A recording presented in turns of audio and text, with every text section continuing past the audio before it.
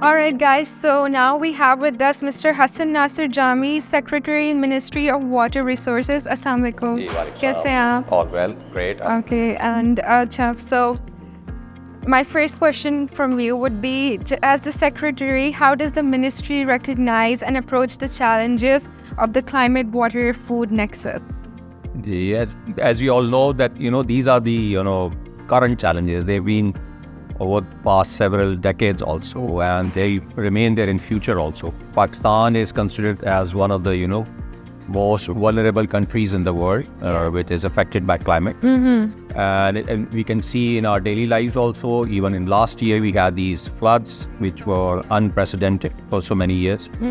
And we had, so many losses of life and, on property, and even on our agriculture, it had a great impact. So in our, vast areas of lands could not be cultivated last year because they were underwater. Yes. So the entire season of cropping was affected. Was lost to us. Yeah. So which means that, whenever there are floods and these floods are, the frequency of floods are increasing all over the world. Yeah. And so is in Pakistan. So if we have a flood of the magnitude which happened last year, and we lose all the crops which we normally have, so this directly impacts the food security of the country. Exactly. So it's a very big challenge. So in our ministry, we are always, working with other ministries also. We have our own water policy also. But we are closely in touch with the Ministry of Climate Change, with the Ministry of Food Security. Because the challenge for Pakistan is feeding its increasing population. So that will remain there, and the impacts of climate change will remain there. So it's always, it's a big challenge also, but then it creates opportunities also. We can develop different projects. Yeah. We can come up with different solutions. We can take these solutions to the government. We can come up with joint solutions. We can take them to international organizations also. So they're always willing to help you, our development partners, our international, NGOs and other civil society organizations, whenever there is a good plan.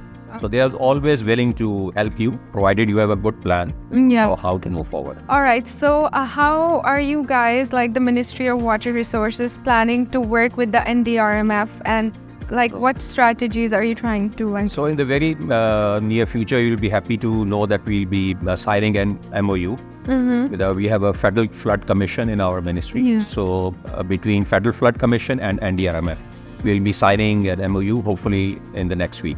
Okay. So that way, in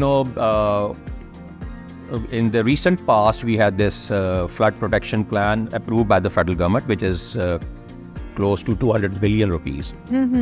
So under that plan, all the different provinces, so they will be coming up with their plans. We have got the umbrella PC1 approved. So under that PC1, different provincial governments, and including AJK and GB, Gilgit-Baltistan, those governments will bring up their plans to us. And NDRMF will help us in evaluating those plans because they've got good expertise, NDRMF. So they will support Federal Flood Commission to evaluate and assess those plans, how viable are those, which are the priority projects which we need to take up first. So that will be a very good collaboration. So hopefully, I think the MOU has been drafted, and in the coming week it will be signed between Federal Flood Commission and NDRMF. That's really good. Okay, and so what do you have to say about today's conference dialogue? Yeah, I think it's a very, very important theme which was picked up by NDRMF, because water, climate, food, Nexus, everything is connected. It is so much interconnected, and we listened to the distinguished panelists and from international panelists also. Dr. Adil Najam was here, so he's a world-renowned authority on these subjects, and then from Asia Development Bank, from AFD. Yeah. So, and then so many professionals were among the audience who asked very probing questions, very relevant questions. Exactly. So this is, I think, at the very appropriate time. This is a very right time for this dialogue, and this series should continue. This should not be the only standalone dialogue. It should continue. It should happen. And well, so much is happening all over the globe, on the water side, on the food side, on this nexus, so on the climate side. Change.